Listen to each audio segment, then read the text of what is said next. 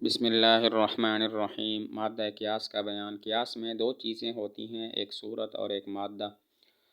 قیاس کی صورت وہ حیت ہوتی ہے جو مقدمات کو ترتیب دینے اور حد اوسط کو ملانے سے قیاس کو حاصل ہوتی ہے، اور مادہ مضامین اور معانی ہوتے ہیں جو قیاس کے مقدمات ہیں، یعنی یہ مقدمات قیاس کا مادہ ہوتے ہیں۔ قیاس میں دو چیزیں ہوتی ہیں، ایک صورت اور ایک مادہ۔ قیاس کی صورت وہ حیت ہوتی ہے جو مقدمات کو ترتیب دینے اور حد اوسط کو ملانے سے حاصل ہوتی ہے، اور مادہ وہ مضامین اور معانی ہوتے ہیں جو قیاس کے مقدمات ہیں، یعنی قیاس کے جو مقدمات ہیں وہی اس کا مادہ ہوتے ہیں، خواہ وہ مقدمات یقینی ہوں یا ظنی ہوں۔ قیاس کی باعتبار مادہ کے 5 قسمیں ہیں: قیاس برہانی، قیاس جدلی، قیاس خطابی، قیاس شعری اور قیاس سفسطی۔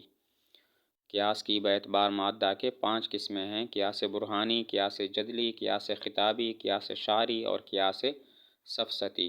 قیاس برہانی وہ قیاس ہے جو یقینی مقدمات سے مرکب ہو، خواہ وہ مقدمات بدیہی ہوں یا نظری ہوں۔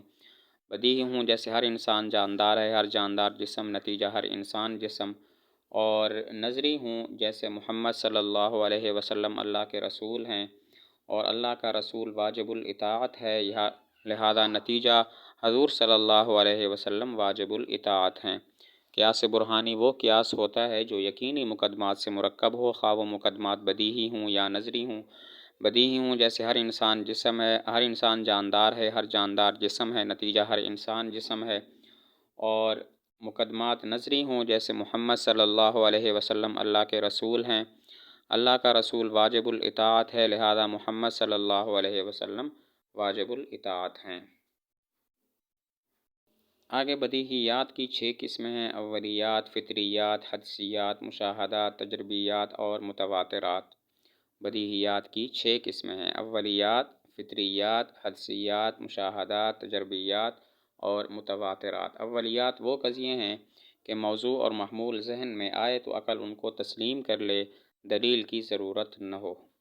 جیسے کل اپنے جز سے بڑا ہوتا ہے، جب موضوع کل اور محمول کے اپنے جز سے بڑا ہوتا ہے، یہ ذہن میں آتے ہی عقل ان کو تسلیم کر لیتی ہے، دلیل کی ضرورت نہیں ہوتی۔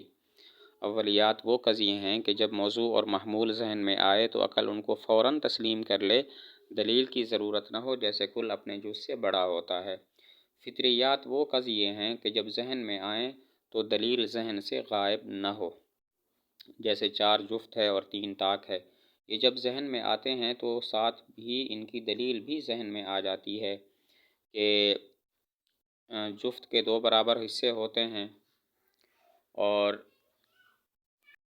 4 کے بھی 2 برابر حصے ہوتے ہیں۔ جب یہ بات سوچیں تو پھر یقین ہو جاتا ہے کہ 4 جفت ہے۔ فطریات وہ قضیے ہیں کہ جب وہ ذہن میں آئیں تو ان کی دلیل ذہن سے غائب نہ ہو، جیسے 4 جفت ہے۔ اب جب یہ قضیہ ذہن میں آتا ہے تو فوراً اس کی دلیل بھی ذہن میں آ جاتی ہے، ذہن سے غائب نہیں ہوتی، کہ 4 کے بھی 2 برابر حصے ہوتے ہیں اور جفت کے بھی 2 برابر حصے ہوتے ہیں، لہذا 4 جفت ہے۔ حدسیات وہ قضیے ہیں کہ ان کی دلیلوں کی طرف ذہن تو جائے لیکن صغریٰ اور کبریٰ کو ملانے کی ضرورت نہ ہو۔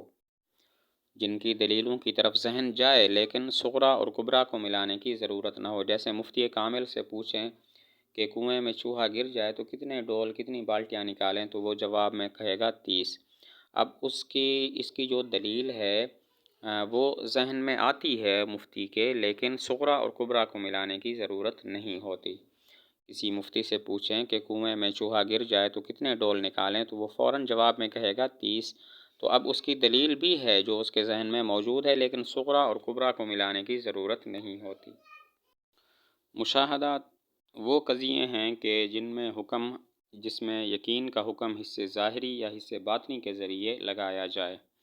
حصے ظاہری کے ذریعے لگایا جائے جیسے سورج روشن ہے، اب آنکھ کے ذریعے حکم ہوتا ہے کہ سورج روشن ہے، اور حصے باطنی کے ذریعے ہو جیسے کہ کہیں کہ ہم کو بھوک لگی ہے، ہم کو پیاس لگی ہے، تو اس میں باطنی حص کے ذریعے حکم لگایا گیا۔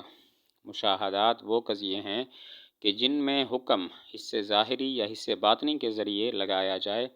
حصے ظاہری کی مثال جیسے سورج روشن ہے، اب اس میں حصے ظاہری آنکھ کے ذریعے حکم لگایا جاتا ہے کہ سورج روشن ہے، اور حصے باطنی کی مثال جیسے کوئی کہے ہم کو بھوک لگتی ہے، ہم کو پیاس لگتی ہے، تو یہاں پر جو حکم ہے وہ حس باطنی کے ذریعے لگایا گیا۔ آگے تجربیات وہ قضیے ہیں کہ کسی بات کا مشاہدہ کئی مرتبہ کا تجربہ کرنے کی وجہ سے ہو تو حکم لگا دیا جائے یقین کا۔ وہ قضیے ہیں کہ جس میں ایک بات کا کئی دفعہ مشاہدہ و تجربہ ہو پھر اس میں حکم لگایا جائے، جیسے کہ گل بنفشہ کئی مرتبہ دیکھا گیا کہ یہ زکام کے لیے فائدہ مند ہے تو حکم کلی کر دیا کہ گل بنفشہ زکام کے لیے فائدہ مند ہے۔ تجربیات وہ قضایا ہیں کہ جن میں حکم بار بار کے مشاہدہ اور تجربے کی وجہ سے لگا دیا جائے، جیسے گل بنفشہ، اس کو دیکھا گیا، کئی بار آزمایا گیا کہ یہ زکام کے لیے فائدہ مند ہے تو حکم کلی لگا دیا کہ گل بنفشہ زکام کے لیے فائدہ مند ہے۔ متواترات وہ قضیے ہیں کہ ان کے یقینی ہونے کا حکم ایسی جماعت کے خبر دینے کی وجہ سے ہو جن کا جھوٹ پر جمع ہونا محال ناممکن ہو۔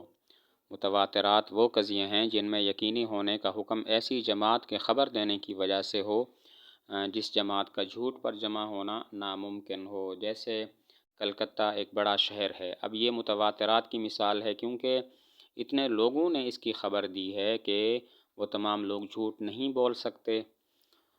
اس کی مثال ہے کلکتہ بڑا شہر ہے۔ اب یہ متواترات کی مثال ہے اس لیے کہ اتنے لوگوں نے اس کی خبر دی ہے کہ ان کا جھوٹ پر جمع ہونا ناممکن ہے۔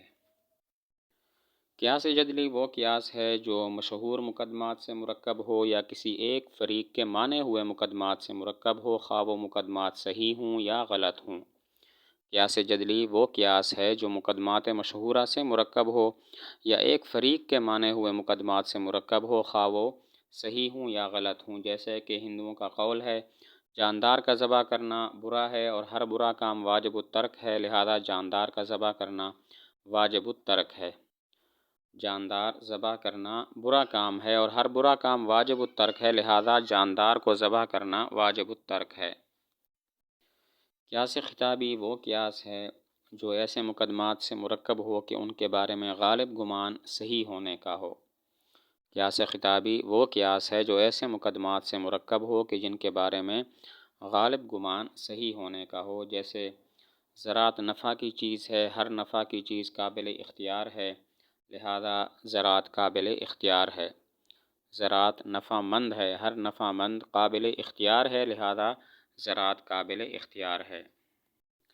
قیاس شرعی وہ قیاس ہے جو ایسے مقدمات سے مرکب ہو جن کا منشا خیال محض ہو، جو محض خیالی مقدمات سے مرکب ہو، خواہ وہ مقدمات سچے ہوں یا جھوٹے ہوں۔ قیاس شرعی وہ قیاس ہے جو ایسے مقدمات سے مرکب ہو جو محض خیالی ہوں، خواہ واقع میں سچے ہوں یا جھوٹے ہوں، جیسے کہیں زید چاند ہے، ہر چاند روشن ہے، لہذا زید روشن ہے۔ زید چاند ہے، ہر چاند روشن ہے، لہذا زید روشن ہے۔ قیاس سفسطی وہ قیاس ہے جو ایسے مقدمات سے مرکب ہو جو محض وہمی اور جھوٹے ہوں، جو محض وہمی اور جھوٹے مقدمات سے مرکب ہو۔ اس کی دو مثالیں ہیں۔ نمبر ایک، ہر موجود قابل اشارہ ہے اور ہر قابل اشارہ جسم ہے، لہذا ہر موجود جسم ہے۔ ہر موجود قابل اشارہ ہے، ہر قابل اشارہ جسم ہے، لہذا ہر موجود جسم ہے۔ نمبر دو، گھوڑے کی تصویر دیکھ کر کہیں کہ یہ گھوڑا ہے اور ہر گھوڑا ہنہنانے والا ہے، لہذا یہ ہنہنانے والا ہے۔ دوسری مثال، گھوڑے کی تصویر دیکھ کر کہیں کہ یہ گھوڑا ہے اور ہر گھوڑا ہنہنانے والا ہے، لہذا یہ ہنہنانے والا ہے۔ تو قیاس کی جتنی قسمیں گزری ہیں ان میں فقط قیاس برہانی معتبر ہے، باقی قسمیں معتبر نہیں ہیں۔